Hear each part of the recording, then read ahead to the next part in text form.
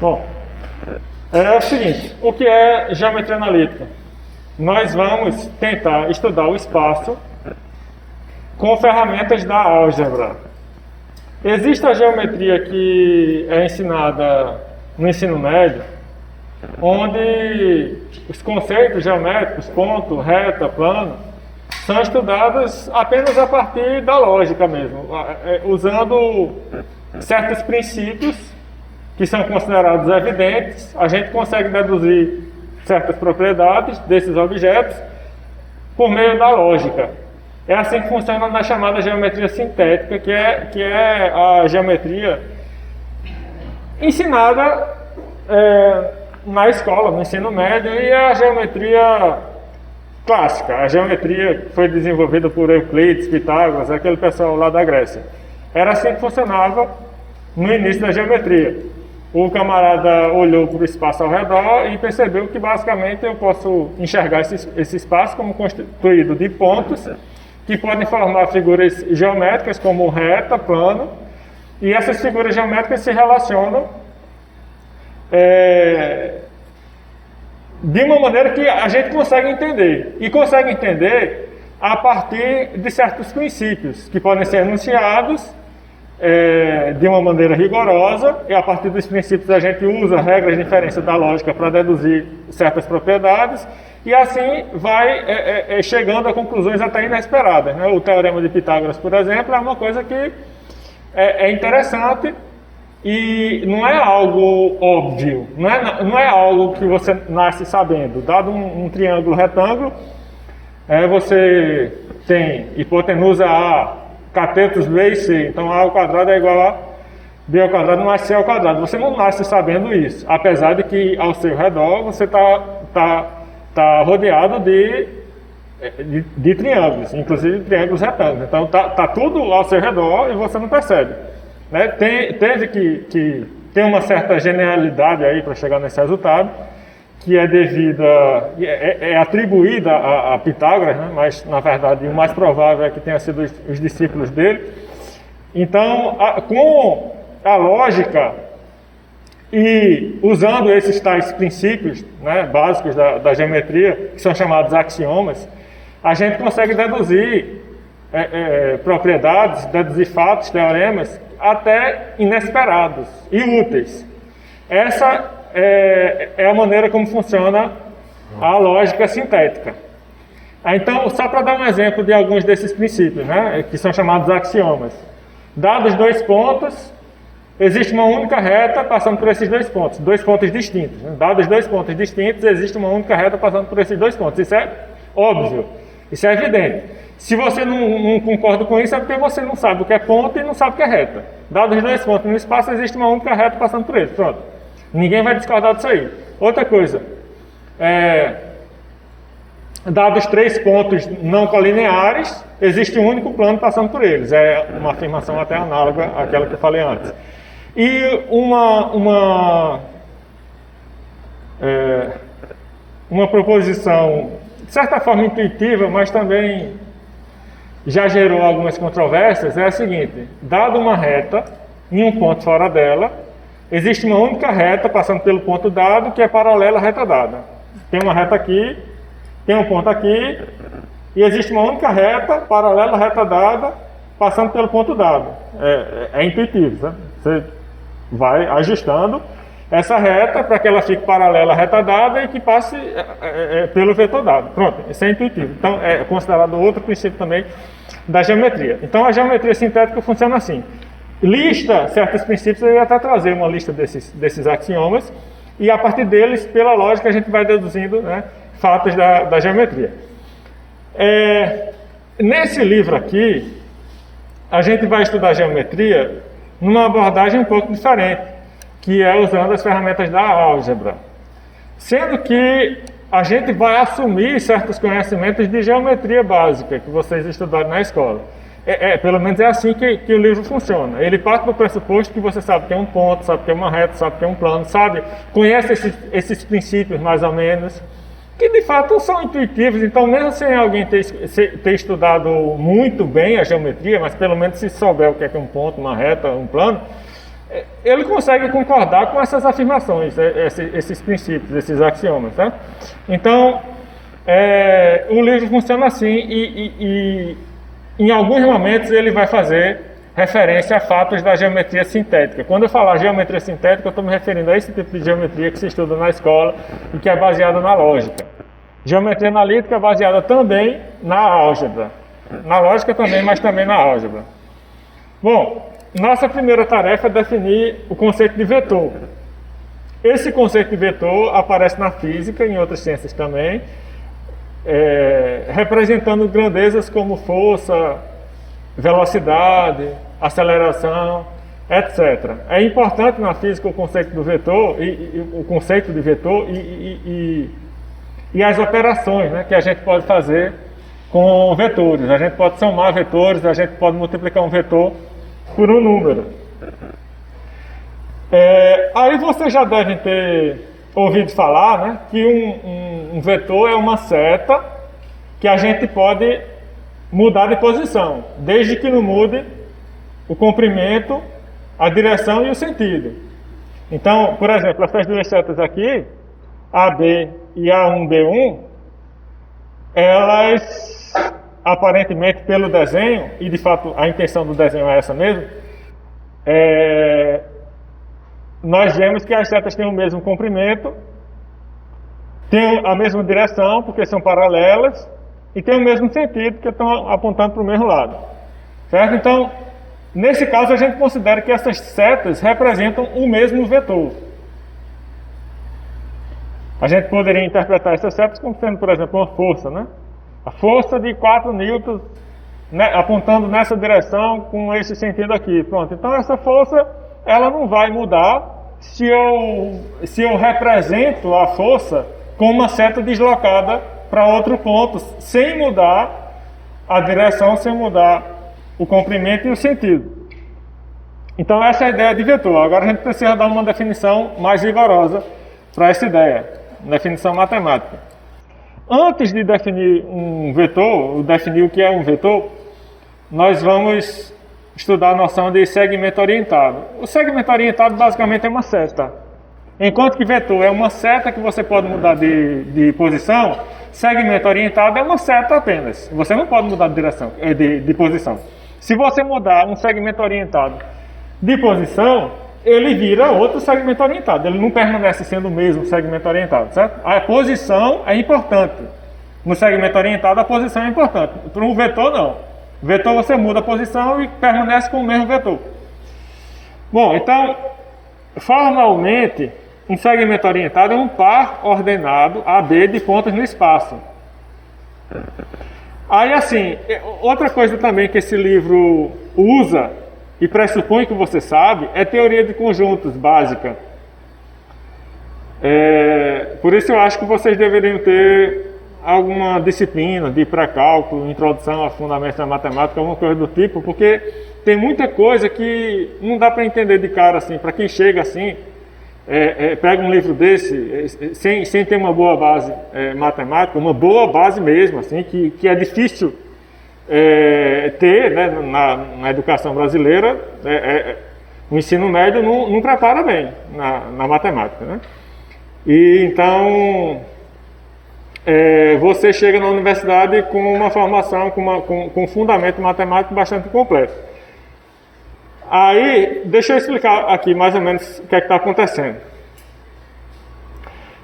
Por que a gente não diz simplesmente um segmento orientado é uma seta? Eu falei que era uma seta, mas essa é a descrição informal do conceito. A matemática procura formalizar mais as coisas, no sentido de tornar mais precisa a descrição, né? Deixar as coisas mais claras. E aí, se eu disser apenas que é uma seta, você vai dizer o que é uma seta? Aí eu vou inventar outro nome. Uma seta é uma flecha. Aí você vai dizer o que é uma flecha, certo? Aí, como é que a gente resolve isso? Na matemática é assim, tudo é definido a partir de conjuntos. E qual é a vantagem disso? A vantagem é que você só precisa saber o que é um conjunto. Para não estar inventando um monte de conceito. Isso é uma flecha. E flecha serve para definir seta. E seta serve para definir segmento orientado. E segmento orientado serve para... Mas definir, falou um bocado de nome e você não sabe o que é nada. Então, na matemática, a gente fala assim, tudo que existe na matemática, todos os objetos que existem na matemática, a gente vai definir a partir de conjuntos. Aí fica, pelo menos, só tem uma coisa que talvez você não saiba o que é o conjunto. Se você sabe o que é conjunto, você constrói todo o resto. A partir de conjuntos, por exemplo, a gente pode definir a noção de par ordenado.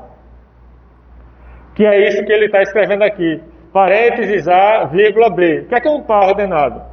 É parecido com a noção de conjuntos, sendo que é um conjunto entre aspas, não é exatamente isso, mas é como se fosse um conjunto entre aspas, que tem uma ordem, no sentido de, se você trocar de posição os elementos, você tem conjuntos diferentes. Certo? Então, no caso AB, o que é que você precisa saber sobre o par AB? Você precisa saber que... Peraí. Vou pegar um mouse aqui.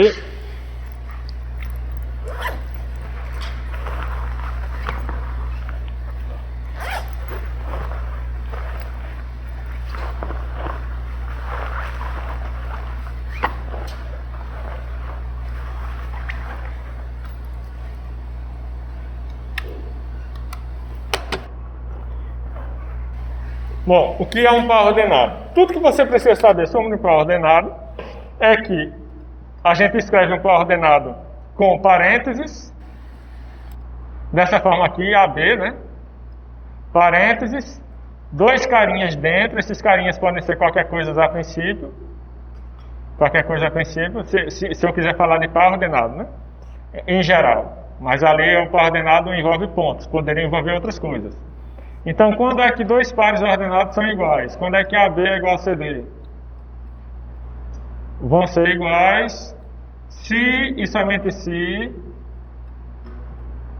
A for igual a C e B for igual a D.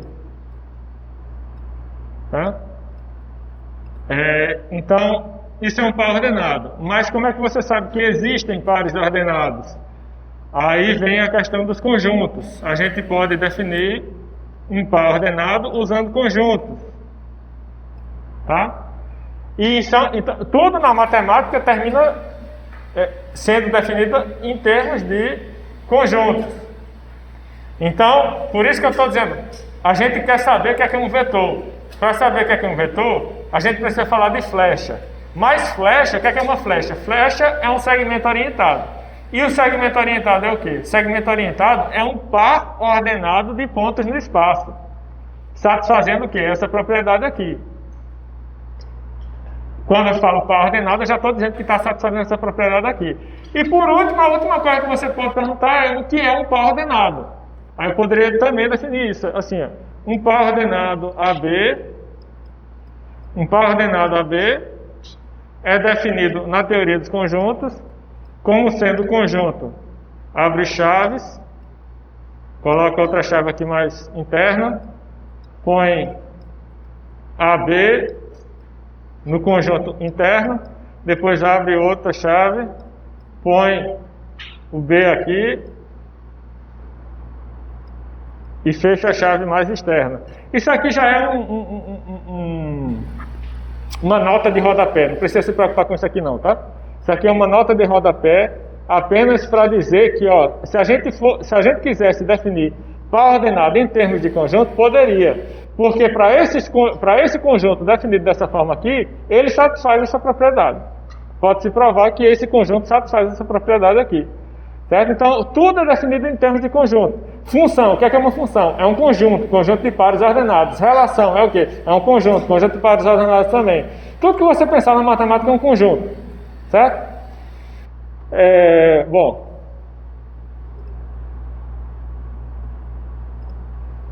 Mas não precisa se preocupar com isso aqui. Isso aqui é só para você se situar na justificativa, na motivação por trás dessa definição que está aqui.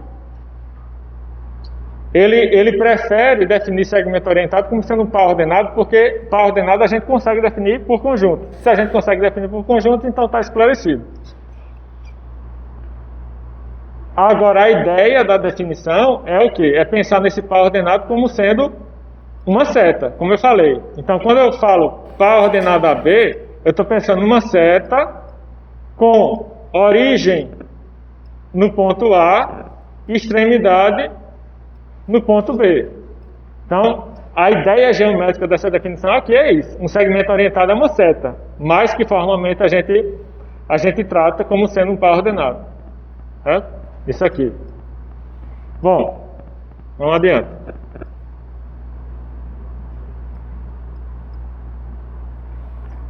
Aí, como eu acabei de falar, né? O primeiro ponto desse segmento orientado a gente chama de origem, e o segundo ponto a gente chama de extremidade.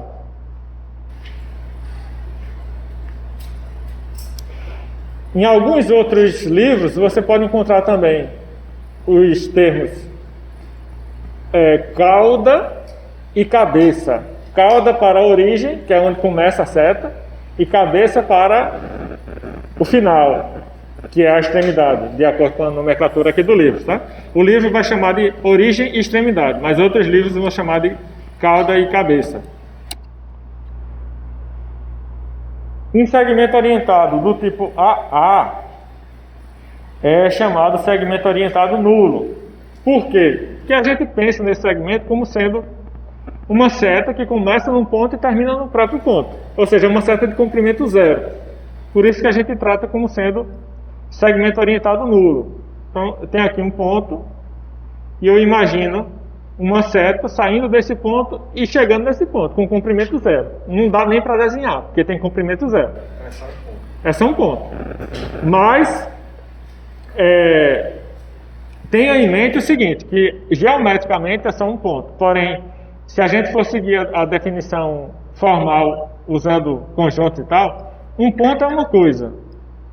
O par ordenado formado por esse ponto repetido é outra coisa, certo?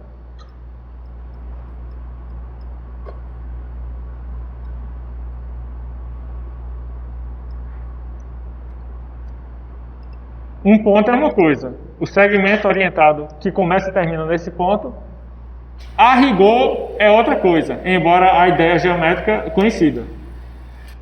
Tem certas sutilezas assim. Quando eu digo que é diferente uma coisa da outra, é porque, de fato, eu usei uma definição para par ordenado aqui, né? Que foi aquele conjunto que eu escrevi. E então a gente poderia dizer que esse par ordenado AA corresponde ao conjunto daquela forma que eu escrevi. A, assim, né? Se você quiser ser rigoroso, você vai ter que olhar para esse par ordenado dessa forma. E você consegue mostrar que, sendo A um conjunto, esse conjunto é diferente desse aqui. Tá? Detalhes. Vamos continuar. Então, aqui está a propriedade que eu falei, né? Quando é que dois pares ordenados são iguais? Quando os elementos nas posições correspondentes são iguais, digamos assim, né? AB é igual a CD quando A é igual a C e B é igual a D. É uma condição necessária e suficiente.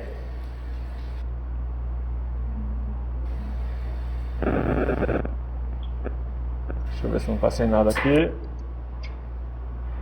Pronto, então eu já defini o que é um segmento orientado.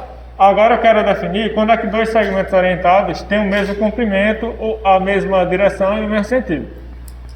Os segmentos orientados AB e CD são de mesmo comprimento se os segmentos geométricos AB e CD têm comprimentos iguais.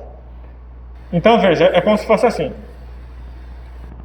Segmentos orientados são setas, né? Mas toda seta está associada a um segmento de reta normal. Você tem uma seta aqui, então se você olhar para essa seta como sendo um segmento apenas, desconsiderando a pontinha dela aqui, você tem um segmento, né? Aí então você pode a partir de duas setas dadas, dizer se elas têm o mesmo comprimento ou não. Considere os segmentos associados a essas setas, que é o quê? Basicamente, desconsiderar a pontinha aqui da seta, você tem segmentos de reta. Aí, para segmentos de reta, o livro supõe que você já sabe o que é o comprimento de um segmento de reta. Só, né? Todo mundo tem noção do que é isso. Comprimento de um segmento de reta. Pronto.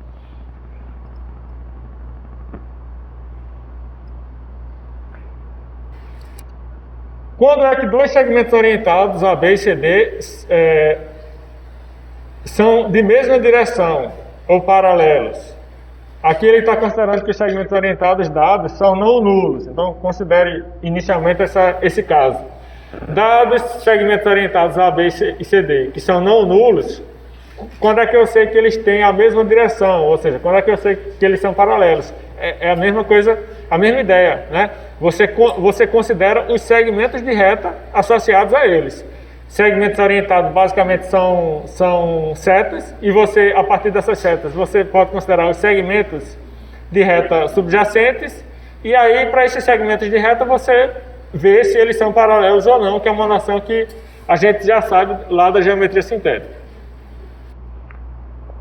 Agora, quando é que eu sei que dois segmentos orientados são de mesmo sentido ou de sentido contrário? Certo? Aí tem um critériozinho aqui interessante, né? Eu vou explicar com figuras. Ó. Suponha que sejam dados aqui segmentos orientados não nulos, paralelos e que não estão sobre uma mesma reta. Segmentos orientados não nulos, paralelos e que não estão sobre uma mesma reta. Como é o caso desses segmentos aqui, AB e CD. Ou desses outros aqui, AB e CD. Eu quero identificar se esses segmentos orientados têm o mesmo sentido ou não têm o mesmo sentido. Aí o critério é o seguinte: você vai traçar segmentos de reta ligando as origens desses dois segmentos e ligando também as extremidades. Lembrando que a origem é o início da seta e a extremidade é o final da seta. Então eu passo aqui dois segmentos e observo se esses segmentos se intersectam ou não. Nesse primeiro caso você percebe que não se intersectam. No segundo caso, percebe que eu estou ligando origens e extremidades, ou seja, início da seta e final da seta. Sempre tem que ser desse jeito, a ligação. Aí você percebe que nesse segundo caso existe uma interseção desses dois segmentos. No primeiro caso não existe interseção. Então isso é um critério para saber quando é que dois segmentos orientados têm o mesmo sentido, ou quando eles não têm o mesmo sentido. Você faz isso aí, tá?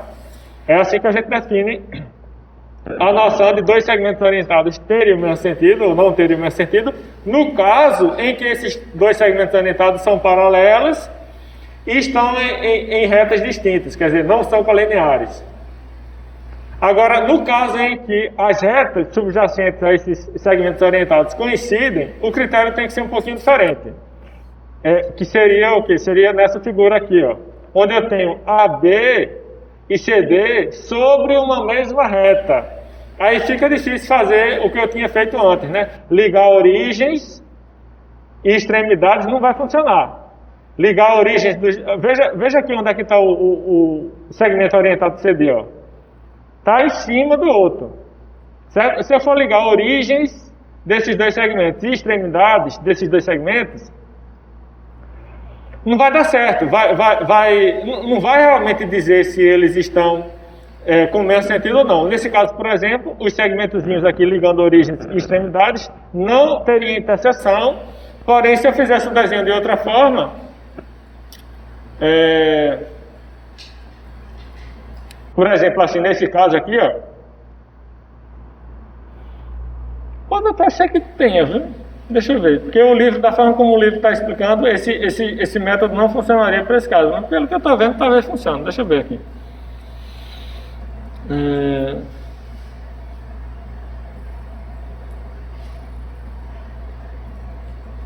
Depois eu vou pensar melhor, porque aparentemente pela figura, o critério que eu falei antes parece funcionar também para esse caso. Só que da forma como o livro explica, não deveria funcionar, porque ele separa os casos. Tem esse caso, para esse caso você faz desse jeito, e para esse outro caso você faz de outro jeito. De qualquer forma, depois eu vou analisar melhor se funcionaria fazer de um jeito só para os dois casos, mas de qualquer forma o que ele manda fazer é o seguinte: você tem um segmento sobre o outro, o que é que você faz? Você pega uma cópia de um desses segmentos que tenha a mesma direção e o mesmo sentido. Não precisa ter o mesmo comprimento, não. Você pega um outro vetor que tenha a mesma direção e o mesmo sentido de um desses vetores que estão sobre uma mesma reta. Com essa cópia, aí você aplica o critério anteriormente enunciado. Tá? Você basicamente pega um vetor parecido com um daqueles que estão sobre a mesma reta, puxa para um lado e aplica o critério anterior. No momento que puxa para o lado, aí acaba com esse problema de você ter dois segmentos sobre uma mesma reta. Essa é a ideia aí para definir quando é que dois segmentos têm o mesmo sentido e quando é que eles têm sentidos contrários. Agora que a gente já definiu a noção de dois segmentos orientados terem a mesma direção, o mesmo comprimento e o mesmo sentido, a gente pode definir quando é que dois segmentos orientados são equivalentes, que é exatamente isso. Dois segmentos orientados são equivalentes, basicamente quando eles têm a mesma direção, o mesmo comprimento e o mesmo sentido. Aí o livro trata separadamente aqui o caso em que esses segmentos orientados são nulos. Se eles forem nulos, automaticamente eles também vão ser equivalentes. Tá? Aí, assim, o livro basicamente evita entrar no mérito de se dois segmentos orientados nulos têm a mesma direção. Ele evita entrar nesse mérito, mas mesmo assim ele diz que são equivalentes por definição. Ele separa em casa. Ou os segmentos são ambos nulos, e aí eles são equivalentes, ou se algum deles não for nulo, eles serão equivalentes se somente se tem a mesma direção, o mesmo comprimento e mesmo sentido. Quando a gente quer dizer que dois segmentos orientados, AB e CD, são equivalentes, a gente escreve assim, ó, um tio no meio desses dois segmentos. AB, tio, CD. Isso significa segmento orientado AB é equivalente a segmento orientado CD.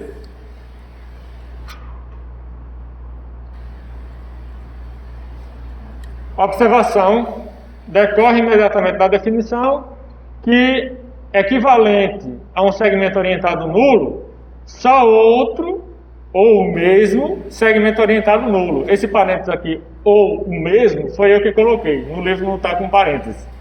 Eu acrescentei o parênteses. Traduzindo isso que ele está falando aí, se você tem um segmento orientado nulo e tem outro segmento orientado que é equivalente àquele nulo, então esse que é equivalente tem que ser nulo também. Tá? A única possibilidade de um segmento ser equivalente a outro nulo é que este seja também nulo. Proposição 4. Uma coisa também que vocês devem saber para entender bem um livro como esse. Aqui a gente está enunciando proposições, né? Nós já tivemos definições e proposições. Uma definição é o quê? É dar um nome a alguma coisa. Só isso. Você não vai provar uma definição. Você pode tentar se convencer que aquela definição faz sentido, quer dizer, ela merece ser feita nesse contexto porque ela simplifica a linguagem. O objetivo da definição é simplificar a linguagem, mas não tem nada para ser provado numa definição, a não ser provar que a definição é coerente, sei lá, nem toda definição pode ser feita. Mas não é a definição em si que está sendo provada, é a forma como ela foi inserida naquele contexto que pode ser ou não questionada. Agora, uma proposição, como é o caso aqui dessa proposição 1.4, ela é um teorema, ou seja, é uma coisa que pode ser provada, pode e deveria ser provada. Teorema, proposição, lema, corolário, são toda a mesma coisa. Mas basicamente, qual é a diferença? Uma proposição é qualquer coisa mesmo, que você enuncie e que tem uma prova. Tá? Um teorema é uma proposição importante. A única diferença é essa. Teorema de Pitágoras, é porque é importante, é famoso, é importante. Um lema é como se fosse uma proposição, mas que você... É de fato uma proposição, mas que você usa para provar uma outra coisa mais importante. Um lema é um resultado auxiliar. A principal função dele é chegar em outra coisa mais importante. Seria um teorema, por exemplo. Um corolário é uma consequência imediata de um teorema. Você vai lá, enuncia um teorema, por exemplo, teorema de Pitágoras, né? Um triângulo retângulo com hipotenusa A, catetos B e C, A ao quadrado é igual a B ao quadrado, mais C ao quadrado. Isso é o teorema. Aí depois no corolário você pode dizer uma consequência imediata disso. Por exemplo, o que é que a gente pode concluir em particular a partir desse enunciado? A gente pode concluir que no triângulo retângulo sempre vai existir um lado que é maior do que a soma dos outros dois. Tá? Pode-se provar a partir do teorema de Pitágoras isso? Eu acho que sim. Intuitivamente eu acho que sim. Tá? Ou então, uma afirmação um pouco mais fraca. No triângulo retângulo vai ter um lado, no caso a hipotenusa, que é maior do que qualquer um dos outros dois. Aí é mais fácil ainda de provar. Aí de fato é verdade. Certo? Por quê? Como é que a gente prova? Como é que a gente chega nesse corolário a partir do teorema? Bom, no teorema, a gente tinha o quê? A gente tinha A ao quadrado é igual a B ao quadrado mais C ao quadrado. Aí eu posso aplicar raiz quadrada dos dois lados. Aplicando raiz quadrada aqui no lado esquerdo, eu vou ficar com A apenas, sabendo que A é um número positivo, porque ele mede a hipotenusa. Então, quando eu aplico raiz quadrada no quadrado de um número positivo, eu fico com esse próprio número positivo. A raiz quadrada cancela o quadrado. Isso é porque eu sei que o número A é positivo. Se eu não soubesse que o número A é positivo, eu teria que colocar um módulo. Mas como eu sei que A é positivo, eu fico com A mesmo. Do outro lado, a raiz quadrada disso aqui vai ser raiz quadrada de B ao quadrado mais C ao quadrado, sendo que essa partezinha que eu estou escrevendo dentro da raiz quadrada é maior que ou igual a se eu tivesse apenas o C ao quadrado. Isso é óbvio porque B ao quadrado é positivo. Todo quadrado de um número é positivo, não, de fato é positivo, sim, de fato é positivo. Então, mais forte do que isso, eu preciso colocar que aqui no meio é maior que, né? Porque de fato eu sei que A, B e C são positivos, não são apenas não negativos, são positivos. Então veja, quando eu olho para essa parte dentro da raiz quadrada, eu tenho uma soma de dois números positivos. Se eu descartar um desses números positivos, é claro que a expressão vai ter um valor menor do que aquela que eu tinha antes aqui. Então, quando eu descarto o B ao quadrado, eu fico com uma coisa menor. E a raiz quadrada preserva essa relação de ordem. E no final aqui a raiz quadrada do quadrado de C é C. Pronto, então o que é que eu deduzi aqui? Deduzi usando o teorema de Pitágoras que num triângulo retângulo vai ter um lado que é maior do que qualquer outro. Eu tinha descartado o B aqui, daqui para cá eu descartei o B, mas poderia ter descartado o C e seria a mesma coisa. Eu chegaria nesse caso aqui em raiz quadrada de B ao quadrado e chegaria no final em B também. Tanto faz. Eu posso provar que A é maior que B e posso provar que A é maior que C. Certo? Então o que é que eu fiz aqui? Eu provei um corolário a partir de um teorema. É uma consequência imediata. Essa prova aqui é muito mais simples do que a prova do teorema de Pitágoras. O teorema de Pitágoras é complicado. Mas isso aqui é uma consequência imediata. Foi rapidinho, 2 linhas aí para chegar nisso. Então esse é um corolário. Certo? Então, tudo isso que eu estou explicando é a bagagem que você precisaria ter para pegar um livro desse e entender de boa. Tá? Porque tá aí, quer dizer, ele bota proposição. Você sabe o que é uma proposição? Sabe a diferença entre proposição e definição, sabe? Então, nem todo mundo sabe, por isso que eu estou explicando.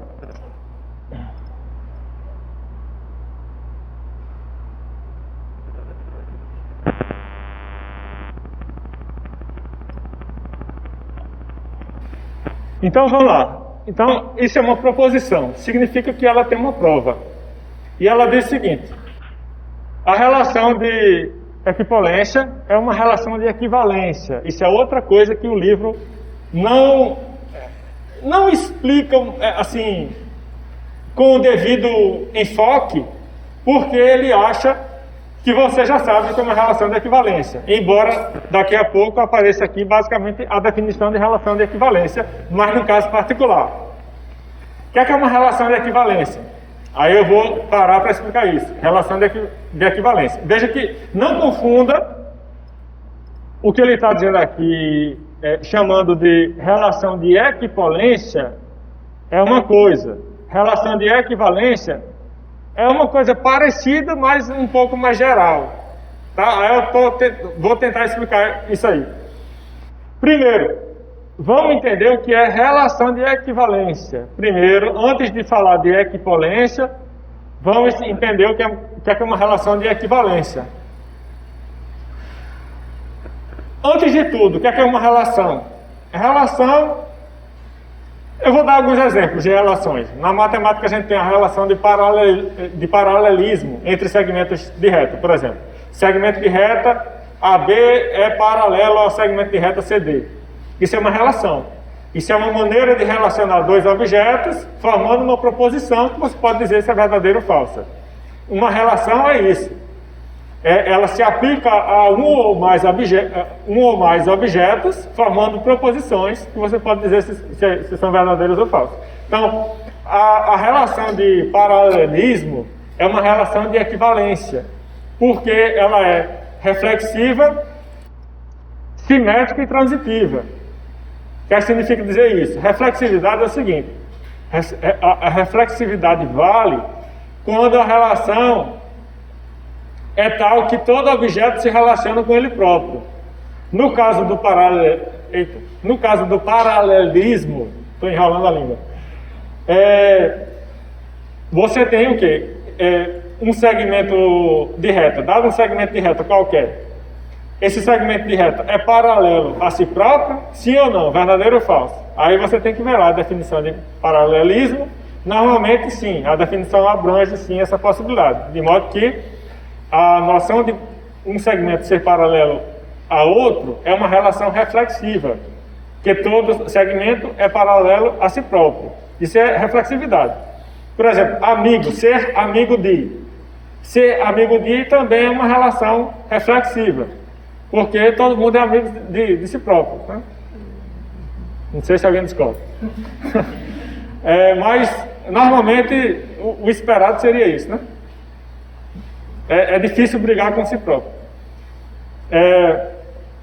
Simetria. Aí, veja, a amizade já não é simétrica, né?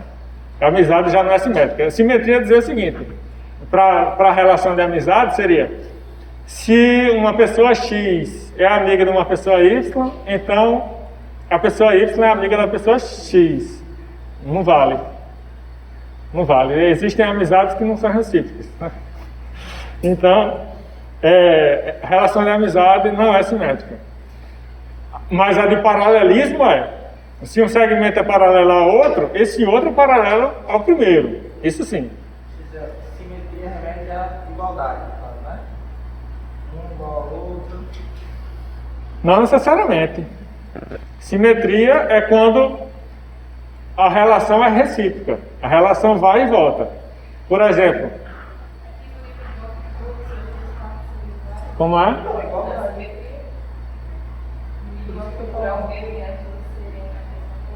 Não, veja, isso é simetria também, mas é outro tipo de simetria. É outro sentido. É um outro sentido.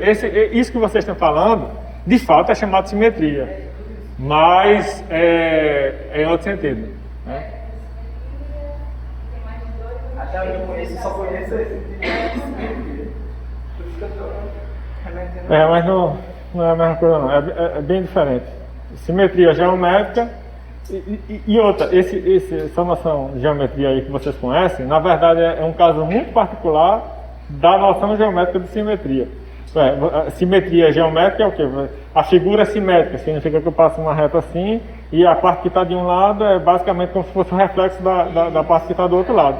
Mas se eu tiver uma estrela de 5 pontas regular, toda bonitinha, ela vai ter não só esse tipo de simetria, de eu passar uma reta assim no meio e a parte de um lado ser o reflexo da outra, mas cada vez que você passar uma reta assim, pegando partindo do centro até um vértice, ela vai ter um eixo de simetria. E mais do que isso, a gente também considera que essa simetria geométrica envolve rotações. Não é só pegar uma reta e ver se uma é reflexo da outra, não. Essa simetria que vocês pensam é a simetria no caso em que eu estou pensando em reflexão. Agora, a rotação também é um tipo de simetria. Se você pegar qualquer figura, rotacionar por um ângulo e ela permanecer no mesmo lugar que ela estava antes, basicamente, né? Quer dizer, ela se encaixar nela própria, de uma posição diferente, ela também é simétrica. Então, uma estrela 5 pontas tem simetria rotacional, além da simetria reflexiva, né? de reflexão. Agora, essa ideia de simetria é importante na matemática, é muito importante, mas não é isso que tem a ver com a relação de... A que eu estou falando aqui não tem a princípio uma conexão com a ideia de simetria geométrica. Veja, simetria é quando toda vez que x se relaciona com y se relaciona com x. Ou seja, em outras palavras, simetria é reciprocidade. Eu acho que nessa palavra vocês entendem. Simetria aqui nesse contexto é reciprocidade. Tá? Então veja, a relação de paralelismo é simétrica no sentido de que ela é recíproca. Cada vez que um segmento é paralelo a outro, esse outro é paralelo ao primeiro. Vai e volta. Agora, igualdade, quando vocês falaram aí de igualdade, eu pensava que vocês estavam dizendo, né, já chegando em outro exemplo importante de relação de equivalência, que é a igualdade. A igualdade também é o principal exemplo de relação de equivalência. Por quê? Cada objeto é igual a si próprio. Sim. Se um objeto é igual a um segundo, então o segundo é igual ao primeiro. Essa é a simetria. E a outra propriedade de relação de equivalência é transitividade. Quer dizer o seguinte: se um objeto é igual ao segundo e o segundo é igual ao terceiro, então o primeiro é igual ao terceiro. Tá? Ou seja, o que é uma relação de equivalência? É uma relação que abstrai as propriedades mais fundamentais da igualdade, ou seja, é como se fosse uma generalização da igualdade. Cada vez que a gente define uma relação de equivalência, a gente está definindo, é como se fosse uma igualdade fraca. É uma noção de semelhança, em certo sentido. Por exemplo, paralelismo. O que eu estava dizendo, né? Dois segmentos serem paralelos, isso é uma relação de equivalência e, de fato, ela estabelece uma certa semelhança entre os objetos que ela relaciona, né? Como eu estava dizendo, o paralelismo é reflexivo porque todo segmento é paralelo a ele próprio. É simétrico porque segmento, se ele for paralelo ao segundo, o segundo é paralelo ao primeiro. E a transitiva, essa relação é transitiva porque se eu tenho 3 segmentos, o primeiro é paralelo ao segundo, o segundo é paralelo ao terceiro, então o primeiro é paralelo ao terceiro, certo? Então esse é um exemplo de relação de equivalência. Ter o mesmo sentido também para segmentos orientados, né? Ter o mesmo sentido também é uma relação de equivalência.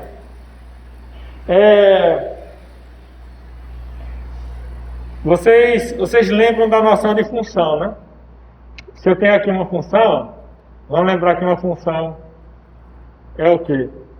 Deixa eu apagar primeiro aqui para ele.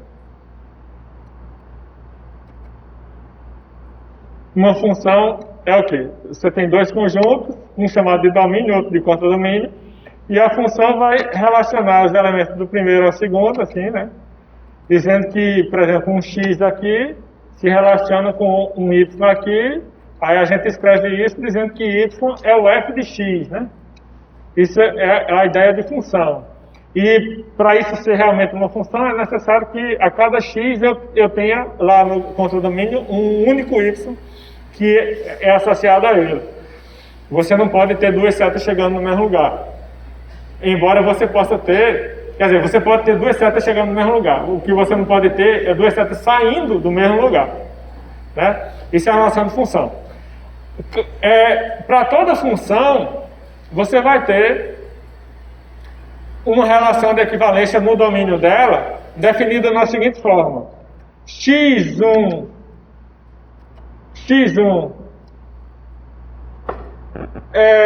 se relaciona com x2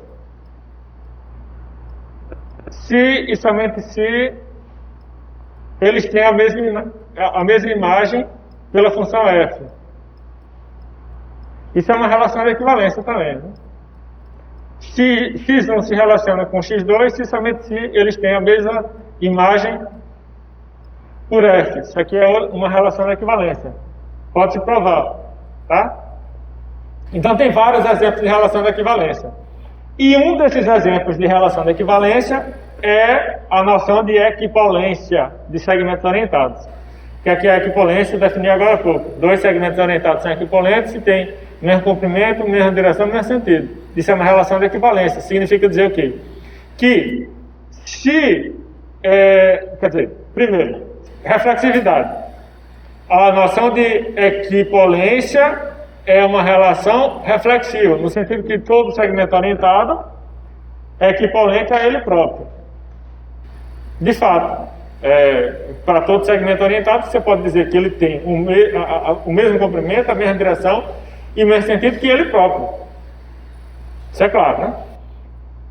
A noção de equipolência também é simétrica, no sentido que se você tem dois segmentos, o primeiro é equipolente ao segundo, então o segundo é equipolente ao primeiro.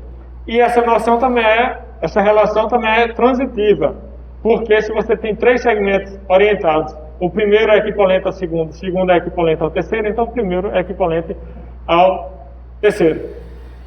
Então é isso aí que está sendo anunciado nessa proposição, né? Equipolência é uma relação de equivalência no sentido de que ela é reflexiva, simétrica e transitiva. Professor, Oi. se A é amigo do B, B é amigo do C, então A é amigo do C também. Seria falso. Isso aí é falso. Ou seja, a relação de amizade, ela também não é transitiva, né? A relação de amizade é reflexiva e olhe lá, que vai saber, né, o que é que passa pela cabeça de cada um, né? Eu me considero meu amigo, não sei vocês, mas mas só tem isso mesmo. A relação de amizade a gente pode dizer com uma certa dificuldade que ela é reflexiva. Agora, para dizer que é simétrica, não funciona. Para dizer que é transitiva, também não funciona. Outro exemplo de relação que não é relação de equivalência é aproximadamente igual. Vamos definir, embora seja uma noção vaga, a gente pode torná-la mais precisa, né? Dizendo que dois números x e y são aproximadamente iguais. Eu vou denotar assim, né? Se a distância entre eles na reta, ou seja, o módulo da diferença, é menor que 0,1. Digamos que eu defino essa relação. X é aproximadamente igual a y, se o módulo da diferença de x a y é menor que 0,1. Aí eu pergunto, essa relação é reflexiva, é simétrica, é transitiva, é de equivalência? Aí vamos ver. Reflexividade. X sempre é aproximadamente igual a x, de acordo com essa definição aqui? Sim, porque você vai pegar aqui, ó, eu estou considerando x e x, né? Então, no lugar do y é o próprio x, então vai ser x menos x em módulo menor que 0,1. Verdade, porque x menos x vai dar 0, né? O módulo de 0 é 0, então eu vou ficar com 0 menor que 0,1, que é verdade. Ou seja, é reflexiva. Essa noção aqui é reflexiva. É reflexiva. Agora, ela é simétrica? Não. Se x é aproximadamente igual a y, y é aproximadamente igual a x? Olha, veja aqui, rapaz. Veja aqui. Se x é aproximadamente... O que é que seria dizer que y é aproximadamente igual a x? Só, aplicando essa definição aqui. Seria dizer que... Eita, peraí. Seria dizer que o módulo de y menos x é menor que 0,1. Eita, eu estou escrevendo ruim só. Módulo de y menos x é menor que 0,1. A questão é, sempre que você tem essa situação aqui, é possível garantir que essa situação aconteça? Isso aqui implica isso? Ali em cima é o quê? Entre o x menos y e 0,1. Ah, é o menor que, porque tá feio. Aqui ali em cima. Aqui, esse que eu apaguei, sim. É o menor que, porque... Era um i. Pois é. Tem que ter... Qualquer coisa você se pergunta aí, porque escrevendo aqui no mouse tá difícil. Ó, então veja, isso de fato, uma coisa implica a outra, certo? E vice-versa, quer dizer, é simétrico por isso, porque na verdade esse módulo da diferença, a ordem não importa aí, porque o módulo descarta o sinal, né, e quando você, numa diferença de dois números, você troca a ordem, só muda o sinal mesmo. E como está dentro de módulo, o sinal vai terminar não importando. Então, de fato, é simétrica, ou seja, é reflexiva e é simétrica. Agora, ela é transitiva? Se x é aproximadamente igual a y é aproximadamente igual a z, eu posso dizer que x é aproximadamente igual a z? Não. É só imaginar o seguinte, você tem uma reta, deixa eu apagar aqui e fazer outra. Vamos imaginar o seguinte, você tem uma reta aqui, aí você tem o zero no meio, tem, por exemplo, menos 0,05 de um lado e tem 0,05 do outro lado, né? Aí veja, para esses dois primeiros aqui, eu posso dizer que eles satisfazem aquele critério que eu defini para a relação de aproximadamente igual. Ou seja, menos 0,05 é aproximadamente igual a zero pela definição que eu dei. Porque o módulo da diferença deles vai ser 0,05, que é menor que 0,1. Agora, se eu pegar os dois últimos também, os dois últimos aqui também são aproximadamente iguais. Agora, o primeiro e o terceiro não. Apesar do primeiro estar perto do segundo e o segundo estar perto do terceiro, o primeiro não está perto do terceiro. Então, não é transitiva. Tá? Então a gente poderia dar exemplos de relações que satisfazem qualquer uma dessas propriedades. E quando é? Aí eu só entendi até agora o seu deu exemplo de quando não é. Então, É paralelismo. Então quando ele não é transitivo, ele é paralelo. Não, rapaz. Veja, eu estou dando exemplos de relações que são relações de equivalência e relações que não são relações de equivalência. A noção de aproximadamente igual nunca vai ser relação de equivalência. Não é apenas pelo número que fixei aí de ser menor que 0,1, não. A relação de aproximadamente igual nunca vai ser relação de equivalência, porque nunca vai ser transitiva, embora ela seja reflexiva e simétrica. Para ser relação de equivalência tem que ser os três. E assim, cada uma dessas três propriedades são importantes também. Quer dizer, você tem coisa que é reflexiva, é simétrica, e ao invés de ser transitiva é uma outra coisa, que é... Quer dizer, tem relação de ordem, por exemplo, é reflexiva, é antissimétrica e transitiva. No lugar da simetria entra a antissimetria. Quer dizer, eu estou tentando explicar não apenas o conceito de relação de equivalência, mas cada uma dessas propriedadezinhas aqui que podem aparecer independentemente do conceito de relação de equivalência. Em outros contextos, essas condições de reflexividade, simetria e transitividade podem ser importantes isoladamente, sem necessariamente a gente está tentando chegar a alguma conclusão sobre ser ou não a relação de equivalência. Então, veja, eu falei um monte de coisa aqui, né?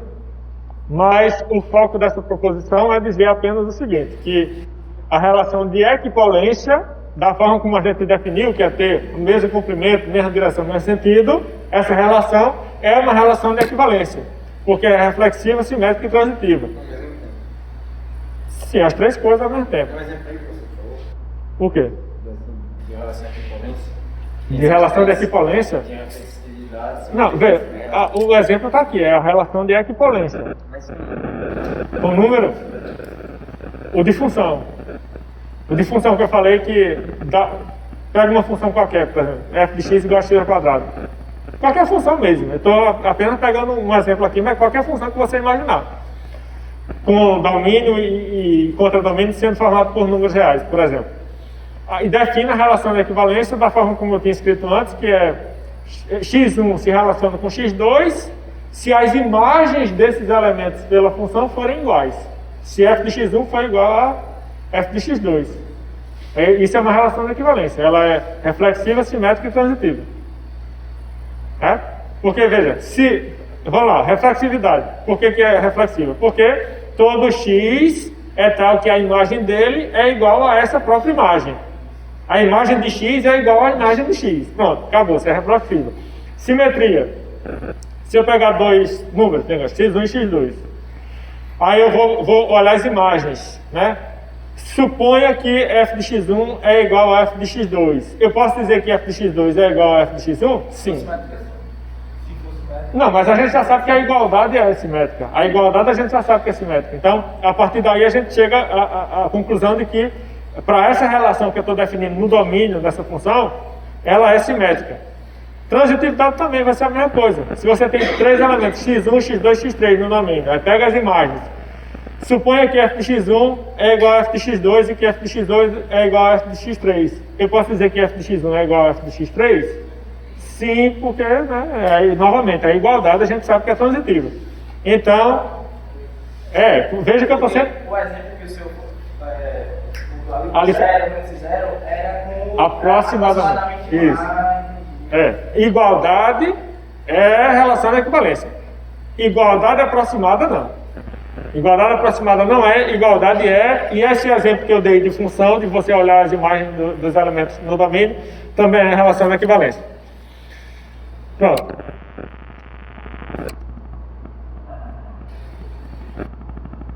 Ó, aqui tem uma proposição interessante, né? Serve pra gente ver se está entendendo direito os conceitos aqui.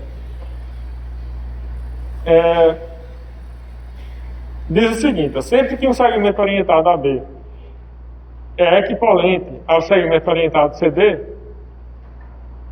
se você formar outros dois segmentos, ligando, por exemplo, as origens A e C e as extremidades B e D, então esses dois segmentos que eu formei com as origens e com as extremidades vão ser equivalentes.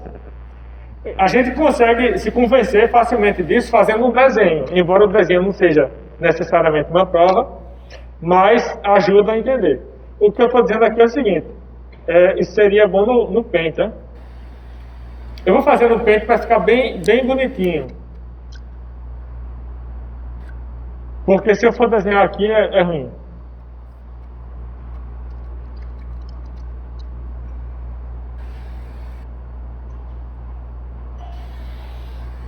Ixi.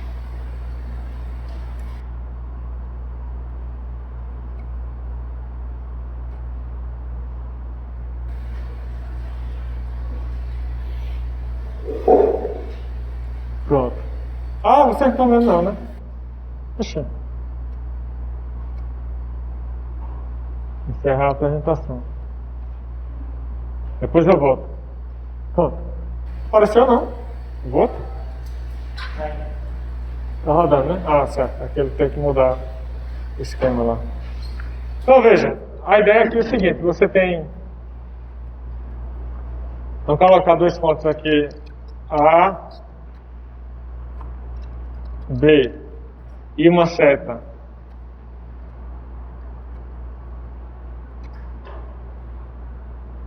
Uma seta indo de A a B.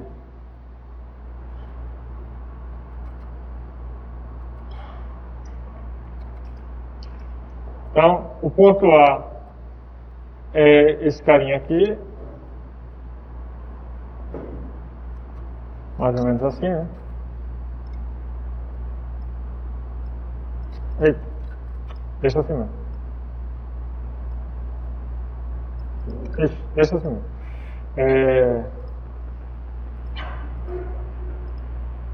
Esse é o ponto A, né?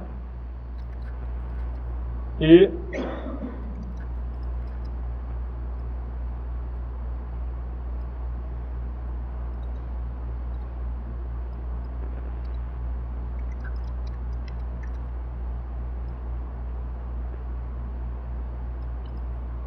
esse é o ponto B.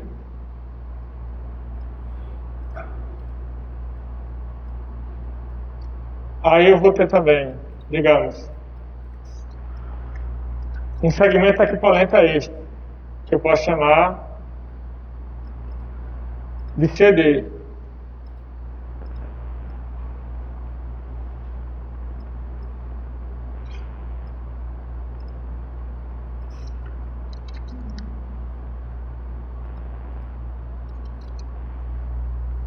Tá?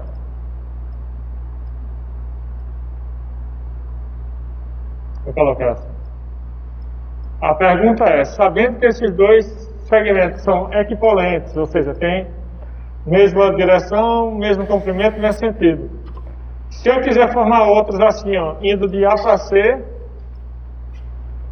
né, e de B para D, eu vou poder dizer que esses outros que eu fiz agora são equipolentes também? Não? Sim. Intuitivamente sim, né? Por quê? Porque vai fechar um paralelogramo, né? Agora, é claro que para justificar isso direito, eu teria que assim, fazer uma argumentação mais cuidadosa usando as propriedades lá da geometria simplética, né? Sintética, quer dizer, simplética não, sintética é avançada. Sintética, que é a geometria clássica, digamos. Tá?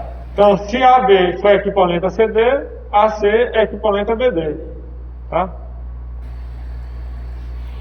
Eu não vou entrar em detalhes quanto à prova disso, até porque envolveria uma certa geometria que nem todo mundo está lembrado. Mas, intuitivamente, é fácil convencer disso, tá? Então, voltando aqui.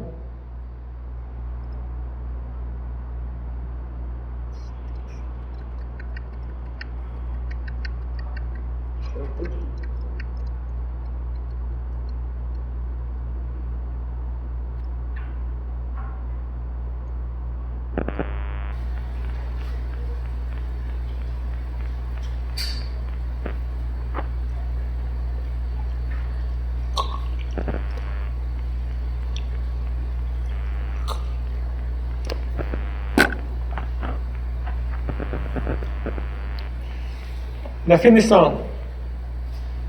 Dado o segmento orientado a B, a classe de equipolência desse segmento orientado, que a gente vai denotar assim, ó, AB com uma setinha em cima, é o conjunto de todos os segmentos orientados equipolentes ao segmento orientado a B. Então, uma classe de equipolência é justamente pegar todos os vetores equipolentes a um dado vetor, não, estou falando vetor já. A classe de equipolência de um dado segmento orientado é pegar todos os segmentos orientados que são equipolentes àquele segmento orientado dado. Pronto. O segmento orientado a B é chamado representante da classe de equipolência correspondente, né, que a gente denota assim. As classes de equipolência formam uma partição do conjunto de todos os segmentos orientados. Ou seja, o que é uma partição? Tem que explicar isso também. Deixa eu ver aqui.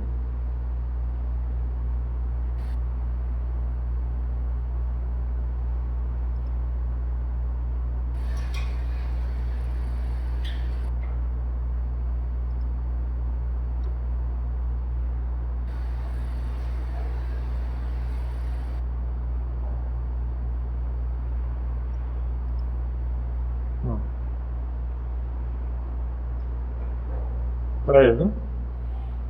Ah, sim. Certo. Bom.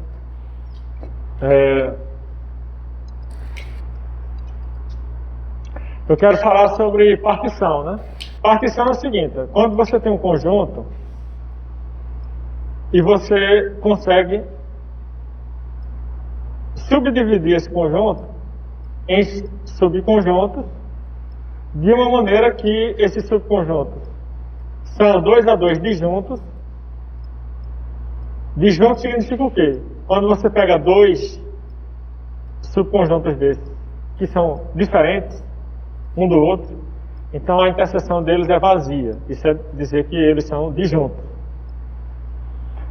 Estou dividindo aqui o conjunto em pedaços, ó, e esses pedaços não têm interseção de um com o outro. Só vai ter interseção se você considerar um pedaço com relação a si próprio, claro, né? E outra coisa também, cada um desses pedaços é não vazio. Então uma partição é uma coleção de subconjuntos não vazios, mutuamente excludentes, ou seja, disjuntos 2 a 2, no sentido que se você pegar dois subconjuntos desses diferentes, eles não se intersectam, não tem elemento em comum. E a união de todos esses subconjuntos dá ao todo. Isso é uma partição, tá? E o que está sendo dito aqui, ó, é que as classes de equipolência formam uma partição do conjunto de todos os segmentos orientados. Ou seja, eu pego um segmento orientado qualquer, ele vai ter associado a ele uma classe de equipolência, que é o conjunto de todos os segmentos orientados equipolentes àquele segmento. Digamos que eu ponho aqui, ó, essa classe de equipolência. Eu pego um vetor, quer dizer, vetor não. Eu pego um segmento orientado AB e vejo quem é a classe de equipolência desse segmento orientado. Vai ter lá, conjunto de todos os segmentos orientados equipolentes ao segmento orientado AB. Aí vai estar aqui, ó, isso vai ser um pedacinho do conjunto de todos os segmentos orientados. Aí depois eu pego outro segmento orientado CD, ele também vai ter a classe de equipolência dele, que é o conjunto de todos os segmentos orientados equipolentes a ele. Tá. Aí ele vai ter aqui, ó, classe de equipolência, né? E assim eu vou formando as classes de equipolência. Certo? No momento que você conseguir passar por todos os segmentos orientados, formando suas respectivas classes de equipolência, você vai ter uma partição do conjunto de todos os segmentos orientados. Portanto, isso nos diz o quê? Duas classes de equipolência distintas nunca se intersectam. Ou seja, se os segmentos CD e EF são diferentes, as classes de equipolência deles vão ser, além de diferentes, disjuntas. Não vai ter interseção. Você nunca vai ter um segmento orientado pertencendo a duas classes de equipolência diferentes.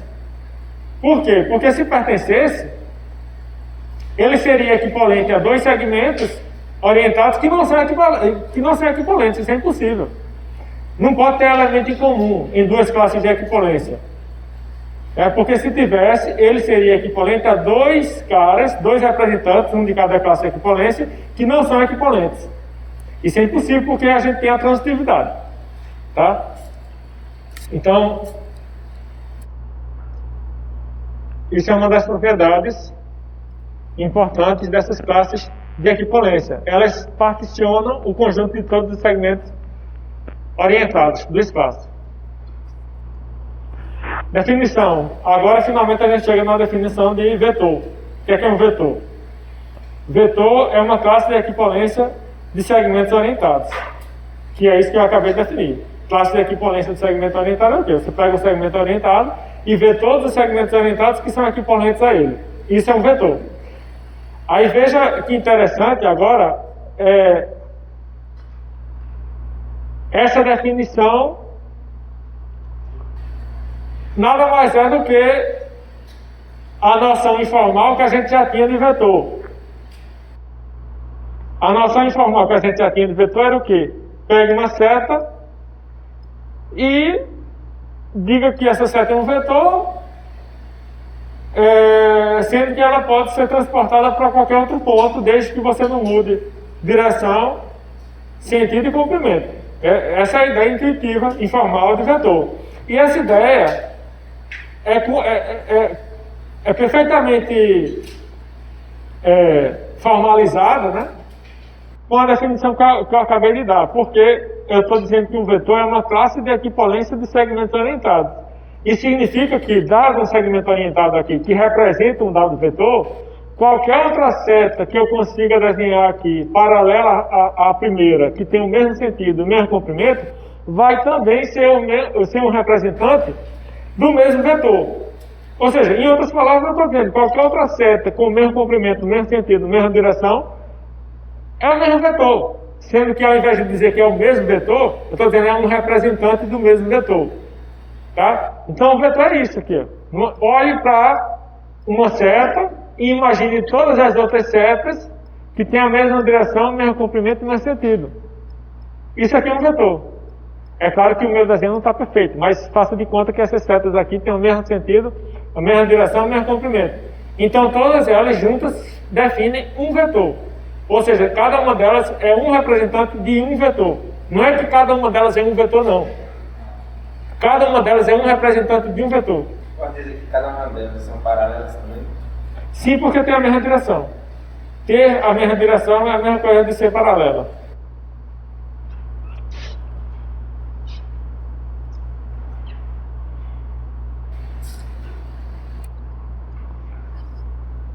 Se eu tenho um segmento orientado a B,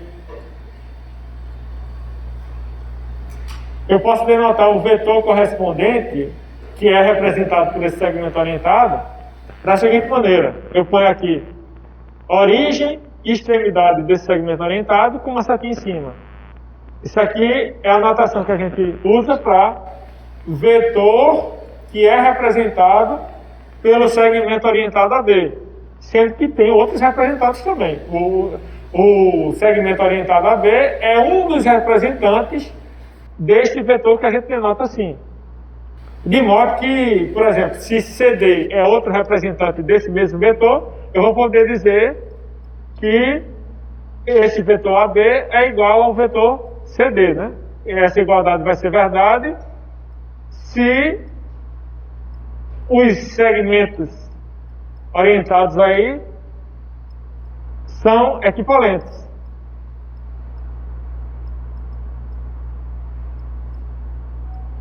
Tá?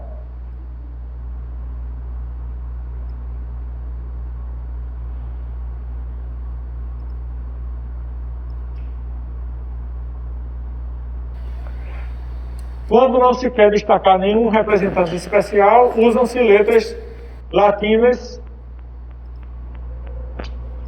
minúsculas com uma seta em cima. U com seta em cima, V com seta em cima. Isso aqui também é anotação para vetor, quando a gente não está preocupado em indicar um representante para cada um desses vetores, né? Então, tanto AB com seta em cima, quanto letrinha minúscula com seta em cima, é notação de vetor. Sendo que no primeiro caso, a gente já está indicando aqui um dos representantes desse vetor. E no segundo caso, a gente não está indicando representante nenhum. O conjunto de todos os vetores no espaço será indicado por V3.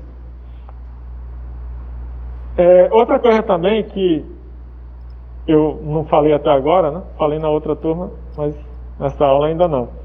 Eu vou adotar a notação E3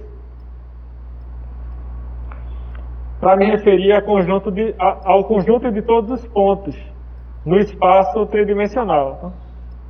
E3 são os pontos no espaço tridimensional, no espaço euclidiano tridimensional. E V3 é o conjunto de todos os vetores.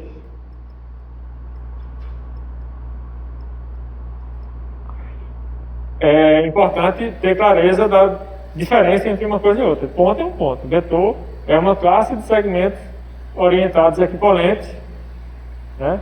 Que a gente pode pensar como sendo uma classe de setas com a mesma direção, mesmo comprimento, mesmo sentido.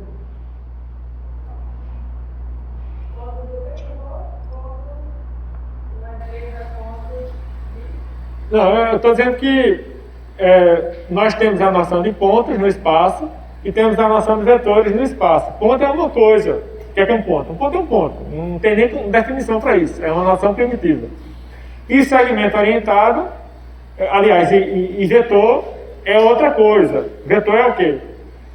Cada vetor é uma classe de segmentos orientados equivalentes, de acordo com a definição que eu dei aqui. Vetor é uma classe de equivalentes de segmentos orientados, ou seja, é uma classe constituída de quê? De segmentos orientados que são equivalentes uns aos outros.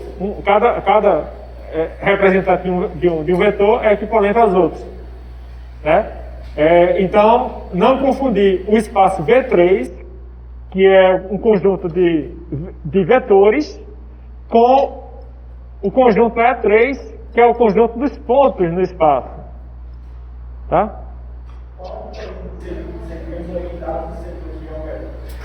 Então, segmentos geométricos é a noção de um traço. É um traço. Um traço é um conjunto de pontos juntinhos, né? Isso é uma noção da geometria sintética. Aqui, como eu disse, né, nesse livro ele pega emprestado tudo que já existe de geometria sintética. Geometria sintética é o quê? A geometria que você estuda lá no ensino médio, onde você tem apenas pontos, retas, como noções primitivas e estabelece certos princípios que essas noções primitivas devem satisfazer e vai deduzindo teoremas a partir dessas noções, desses axiomas, desses princípios, usando regras da lógica. Isso é geometria sintética. Para quem quiser revisar ou estudar geometria nessa abordagem mais clássica, que é a geometria sintética, volumes 9 e 10 da coleção Fundamentos de Matemática Elementar. Volumes 9 e 10 da coleção Fundamentos de Matemática Elementar. Você encontra para baixar o PDF na internet. Não é de muito boa qualidade o PDF, o arquivo, mas o livro é de qualidade. Porque é pirateado, né? O povo escaneia, digitaliza e põe na internet. O PDF não é de muito boa qualidade, mas o conteúdo é. Fundamentos de Matemática Elementar. É uma coleção com 11 volumes de matemática. Isso é para quem quer estudar mesmo, assim, para quem quer entender o negócio bem. Porque não é um livro para você ler, assim, como quem não quer nada, tá? Já é um livro... Quem usa muito esse livro é quem vai fazer vestibular para ITA, por exemplo, que é o vestibular mais difícil do Brasil. Então, por exemplo, esse livro, inclusive, foi o livro que me fez gostar de matemática. Então, para quem quiser entender bem, volumes 9 e 10 dessa coleção. Aí, esse livro parte do pressuposto que você já sabe da sua geometria. Então, nessa geometria lá, do ensino médio, você vai ter a noção de segmento geométrico, segmento de reta, que ele aqui fala de segmento geométrico. É o quê? É um traço retinho. Certo? Mas é diferente de segmento orientado, porque segmento orientado é um par ordenado de pontos. Você só pega um ponto e outro ponto. Diz que esse aqui é o primeiro e esse aqui é o último. Com isso você consegue imaginar uma seta. Mas na verdade você só tem dois pontos. Você não tem uma carreirinha, um traço contínuo de um ponto a outro. Se tivesse um traço contínuo de um ponto a outro, você teria um segmento geométrico. Apesar de que para cada segmento orientado você vai ter um segmento geométrico correspondente. No caso, os segmentos orientados são os pontos que determinam o segmento, vai? De certa forma, sim. certa forma, sim. No sentido que para cada segmento orientado, você tem um segmento geométrico. Agora, dado um segmento geométrico, não está claro qual segmento orientado você poderia associar a ele, porque tem dois possíveis. Tem um daqui para cá e tem outro voltando. Né? O que vai determinar aí é a ordem. Né? Você quer ir daqui para cá ou daqui para cá. Então, de fato, existe uma relação de um com o outro. Mas se você quiser, a partir do segmento orientado, de um segmento geométrico, definir um segmento orientado, você vai ter que dizer quem é o primeiro ponto e quem é o segundo.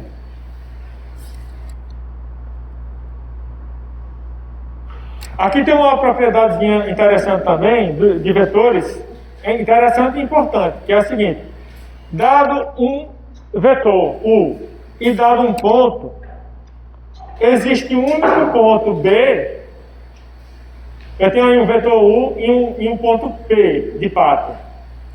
A proposição diz que vai existir um único ponto B de bola, tal que o vetor que vai de P a B é igual ao vetor U que eu tenho aí. Né? Dado um vetor U e um ponto P, existe um único ponto B de bola, tal que o vetor PD é igual ao vetor U. Isso também você consegue se convencer facilmente, intuitivamente, né? O que é que eu vou fazer?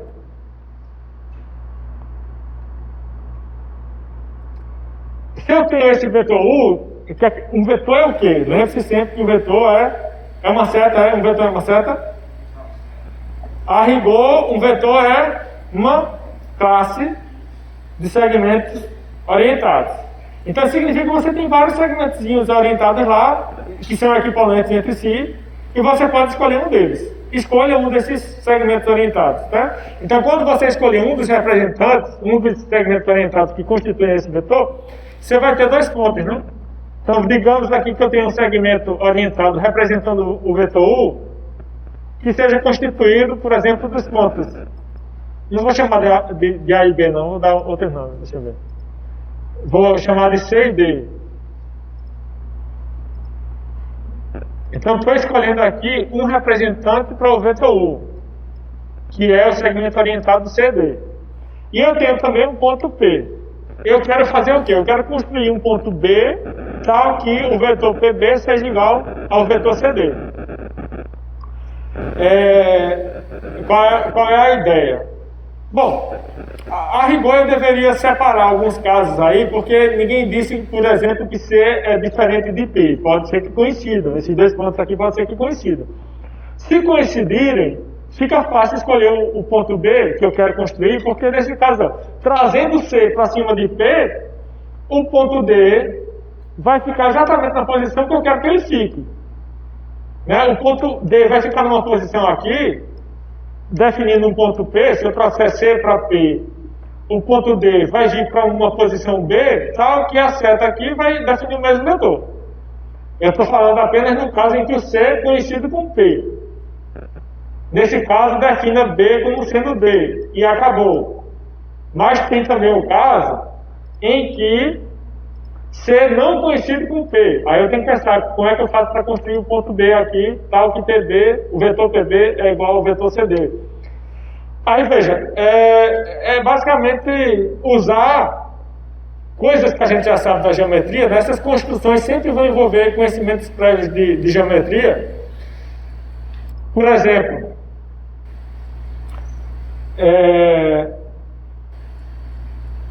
o axioma.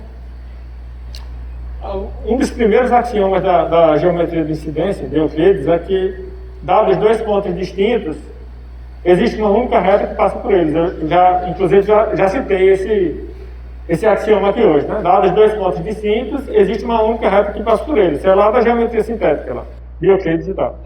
Então, veja, se eu estou supondo que C é diferente de P, vai existir uma única reta passando por eles.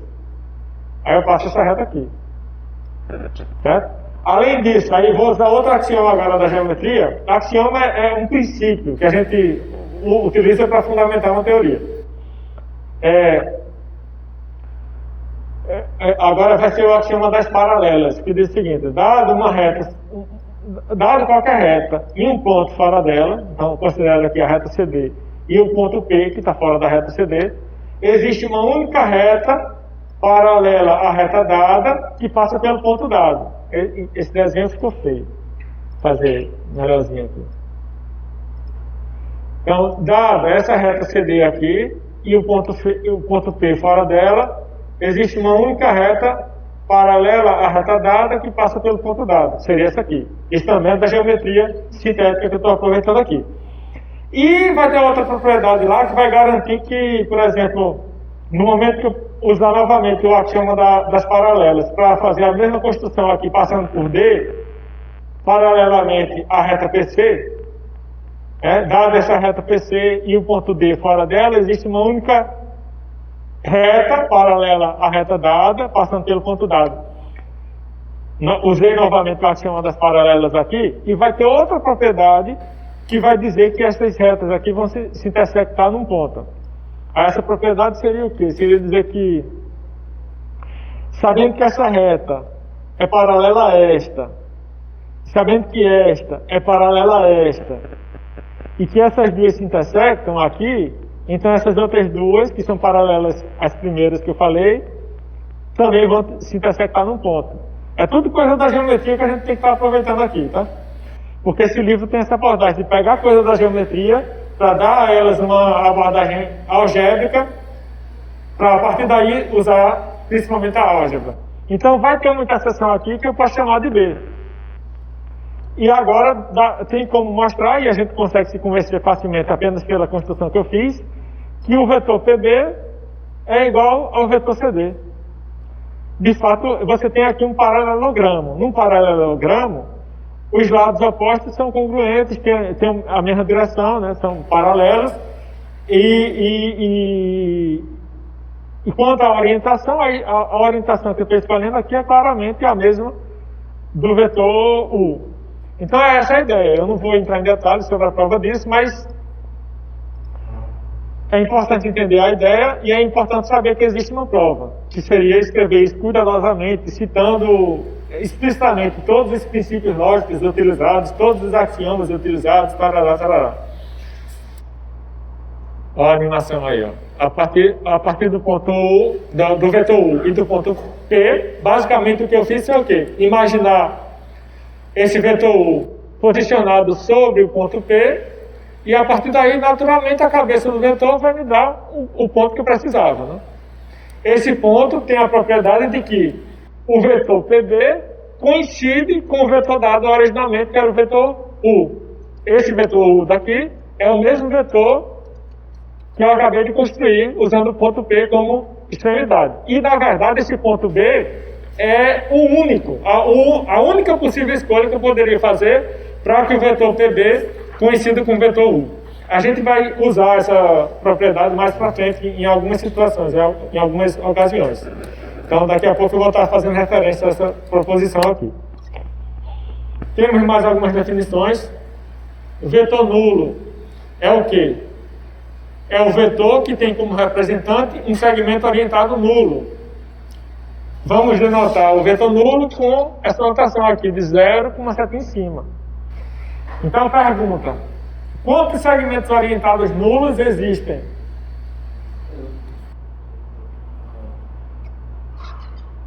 Só existe um? Aí tem que lembrar, o que é um segmento orientado nulo? Está lá atrás. Segmento orientado nulo é um segmento orientado da forma, por exemplo, AA. Você começa num ponto e termina no mesmo ponto. Isso é um segmento orientado nulo, certo? Só que o ponto A aí tem várias opções, né?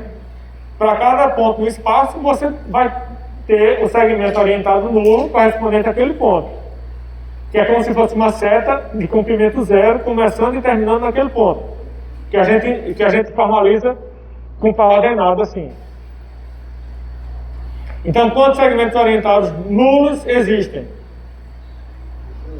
Infinitos, porque eu tenho infinitos pontos no espaço. Para cada ponto eu tenho um segmento orientado nulo. Segmento orientado nulo. Então, existem infinitos segmentos orientados nulos no espaço. Para cada ponto eu tenho um.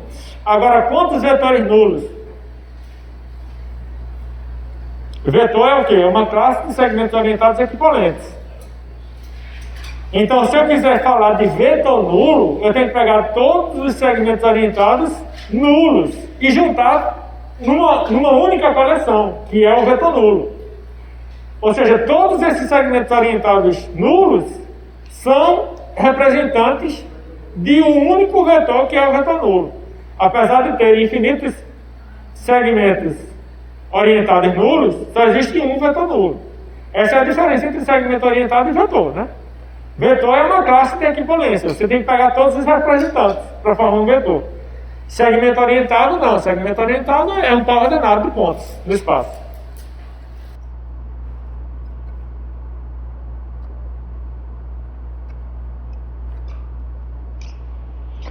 Vetor oposto. Vetor oposto é o quê?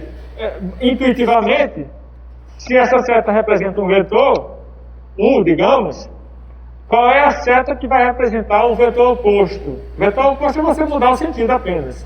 Então você vai pegar uma seta com a mesma direção, com o mesmo comprimento, apenas mudando o sentido, né? Essa é a ideia. Agora, formalmente, seria o quê? Seria dizer o seguinte: suponha que você tem um representante AB para um vetor U. Sabendo disso, quem é o vetor menos U? O vetor menos U vai ser o vetor que tem BA, ou qualquer segmento orientado equivalente a BA, como representante dele. É basicamente o que eu desenhei lá em cima. Se essa seta era o segmento orientado a B, para construir o vetor oposto, desse que eu estou representando por AB, eu troco a ordem dos pontos. Fico com BA. E BA vai ser o representante do vetor oposto a U.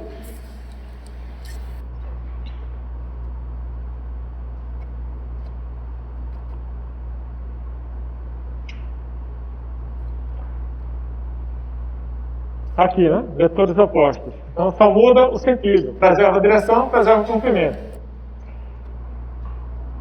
Estou pulando aqui o exercício resolvido e os exercícios, mas eu peço que vocês deem uma olhada nesses exercícios que eu coloquei no slide, em casa. Tente fazer, não precisa entregar. Tente fazer para ver se está entendendo. Qualquer dúvida, traz na próxima aula. Aí veja, resumindo o resto do slide aqui, vai ser o seguinte. Tem várias noções geométricas que a gente já definiu para segmentos geométricos e para segmentos orientados, que a gente gostaria de definir para vetores também. Por exemplo, a gente já sabe quando é que dois segmentos orientados são paralelos. Já sabe quando é que dois segmentos orientados têm o mesmo sentido. Já sabe um monte de coisa. Agora eu quero definir tudo isso para vetor. Então a pergunta é, quando é que dois vetores são paralelos? E sempre esse tipo de pergunta é respondida com base nos representantes desses vetores. Você escolhe representantes dos vetores e aplica as definições que já foram dadas para segmentos orientados. Por exemplo, dados vetores não nulos U e V. Quando é que eles são paralelos, eu faço o quê? Eu pego o representante U, chamo de AB, esse representante, que é um segmento orientado. Pego o representante de V, chamo de CD, esse segmento orientado. E ver se esses segmentos orientados são paralelos. Pega o representante de cada e vê se são paralelos. Se forem, então os vetores são paralelos. Se não forem, então os vetores não são paralelos. Funciona assim com a noção de vetores terem o mesmo sentido ou não. E o vetor nulo é paralelo a qualquer vetor. Mas quer dizer que os vetores, eles serem paralelos, mesmo sendo o vetor oposto ou não, só precisam ter a mesma direção, só precisam ter o mesmo sentido, é isso? Para serem paralelos, eu vou observar se os representantes desses vetores são paralelos. Lembre que vetores são classes, com vários representantes. Cada um tem vários representantes. Você pega um representante de um, pega um representante do outro, esses representantes são o quê? São segmentos orientados. E a gente sabe quando é que dois segmentos orientados são paralelos? Sim. Segmento orientado é paralelo se o segmento geométrico correspondente é paralelo. E quando é que a gente sabe que o segmento geométrico correspondente é paralelo? Aí é a geometria sintética que a gente supõe que todo mundo sabe aqui. Então a gente sabe. Aí, com base nisso, com base nesses dois representantes, se eles forem paralelos, os vetores que eu peguei são paralelos. E ser paralelo significa ter a mesma direção. Para ser paralelo, só basta isso, ter a mesma direção, assim. No sentido que se você esticar para um lado e para o outro, os dois, eles não se intersectam. Norma de um vetor é o quê? Norma, módulo ou comprimento de um vetor. É o comprimento de qualquer um de seus representantes.